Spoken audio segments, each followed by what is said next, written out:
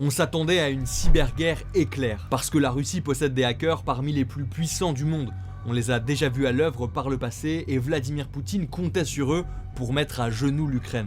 On a des hackers qui sont en liberté et qui combattent pour leur nation. Mais aujourd'hui, ils semblent faire moins de dégâts que prévu.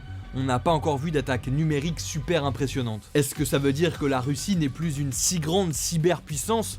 Ou bien est-ce le calme avant la tempête ? On va peut-être voir des effets de ces attaques cyber sur le long terme. On va essayer de comprendre comment Vladimir Poutine et ses hackers pourraient détruire l'Ukraine et pourquoi aujourd'hui ils ne dominent pas encore le cyberespace. Alors, ça fait déjà plusieurs années que la Russie investit massivement dans ses capacités de guerre hybride. Et une guerre hybride, c'est un peu un nouveau type de guerre, qui consiste à frapper doublement son ennemi, avec ses soldats, ses chars sur le terrain classique mais aussi sur le terrain dématérialisé, l'espace numérique.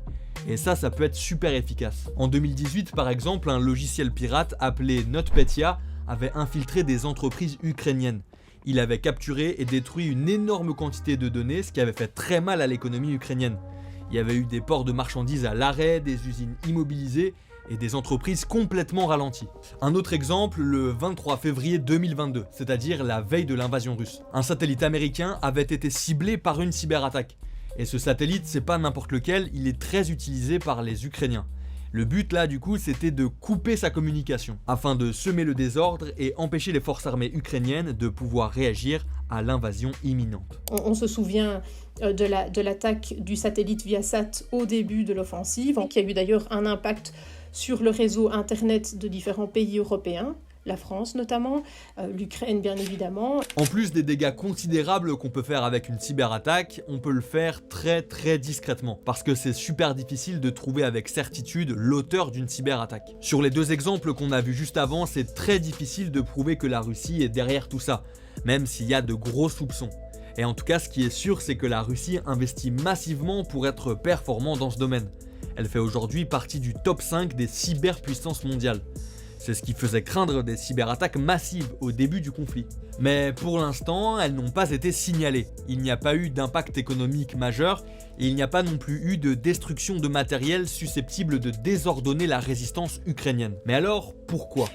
Le premier élément, c'est que l'Ukraine a reçu un soutien très important. Les Américains et les Européens ont rapidement envoyé des experts pour muscler la cyberdéfense ukrainienne, sans compter sur l'aide de milliers de hackers bénévoles du monde entier. Genre les Anonymous se sont manifestés pour aider l'Ukraine et cyberattaquer la Russie. Et puis le ministre de la transition digitale ukrainien avait fait un appel pour constituer une armée numérique. Donc cette armée cyber composée de hackers amateurs. Ici on voit que ce sont essentiellement ce qu'on appelle des attaques par déni de service qui ont lieu, c'est-à-dire empêcher des sites internet d'institutions, de ministères clés importants ou de médias de pouvoir fonctionner correctement. En plus, ça fait plusieurs années que l'Europe travaille pour constituer une défense commune en matière de cybersécurité. Du coup, la Russie voit ses adversaires se renforcer.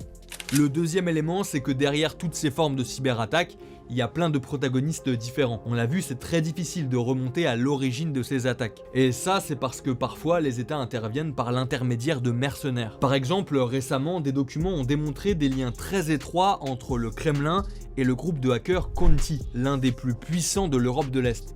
Le problème, c'est que des membres de ce groupe sont ukrainiens, et certains ont donc décidé de quitter Conti. En partant, ils ont fait fuiter plein de documents, ce qui n'a pas aidé la Russie à mener une cyberguerre super efficace. Le groupe s'est déstructuré, alors ça ne veut pas pour autant dire que ce groupe n'existe plus. Ils opèrent toujours et ils pourraient s'allier à d'autres forces obscures plus méchantes encore. Alors attention, il faut quand même rester très prudent. Parce que certaines cyberattaques sont peut-être déjà en cours. Elles peuvent être longues à mettre en place et leur impact visible dans quelques mois ou même quelques années. Et puis la discrétion de la Russie dans cette cyberguerre est peut-être volontaire également. Et surtout qu'en attendant, il y a un autre terrain sur lequel la Russie réussit sa cyberguerre. Ce sont les attaques informationnelles. En clair, tout ce qui est lié à la propagande dans les médias et sur les réseaux sociaux. Et pour ne pas répéter tout ce qu'a déjà dit mon collègue Martin, je vous encourage à aller voir son décryptage à ce sujet. Vous allez tout comprendre. Cette propagande, elle peut s'illustrer de plein de manières différentes. Et on a vu par exemple les deepfakes devenir de véritables armes de guerre.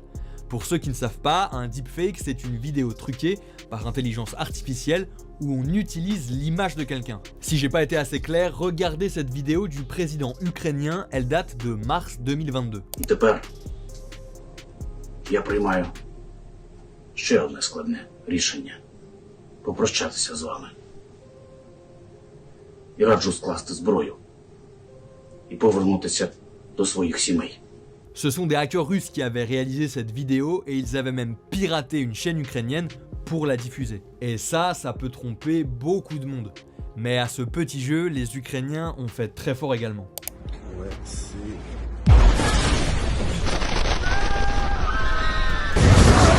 Cette vidéo de Paris sous les bombes pour condamner les agissements russes en Ukraine avait été virale et montre aussi que quand on parle de propagande informationnelle, ça peut prendre plein d'allures différentes.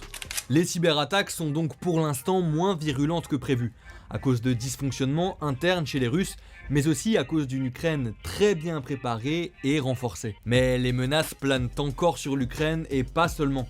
Les États-Unis et d'autres pays européens pourraient aussi être attaqués. Il n'est pas certain que rien n'est en train de se passer, même en ce moment. Bon alors tout ça, évidemment, on n'y est pas encore, mais il faut quand même rester très prudent.